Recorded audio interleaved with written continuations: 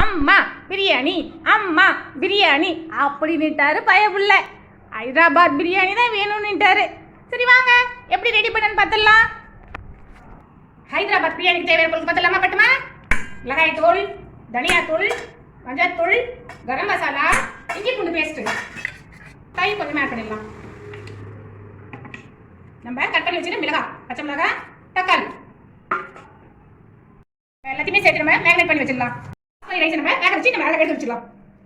கொத்தமல்லி, புதினா, ஒரே பச்சை மிளகாய், பிரிஞ்சியில தண்ணி நம்ம கொதிச்சது நம்ம அரிசி சேர்த்து நம்ம ஆஃப் ஆயில குக் பண்ணி எடுத்து வச்சுக்கலாம். மேக்னேட் பண்ண நம்ம காளான வறுத்து எடுத்துடலாம். அதுக்குள்ள சேர்த்து விட்டுடலாம். மசாலாலாம் சேர்த்து ஆயில் நீட்டு கூட சேர்த்துக்கலாம்.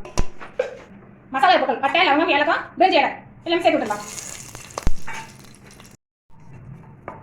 வெங்காயம் கொஞ்சமா ஜஸ்ட் ஒரு ஸ்பூன் போட்டு விட்டுடலாம். புதினா கொஞ்சமா சேர்த்து எல்லாமே சேர்த்து வதக்கி விடலாம்.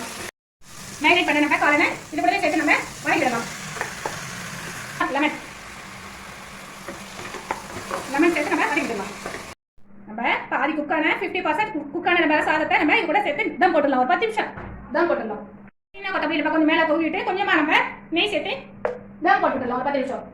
பட்டே ரெடி ஆயிடுச்சு. நம்ம ஹைதராபாத் பிரியாணி ரெடி ஆயிடுச்சு. நாங்க பட்டே பிடிச்சிருந்தா லைக் தட்டு.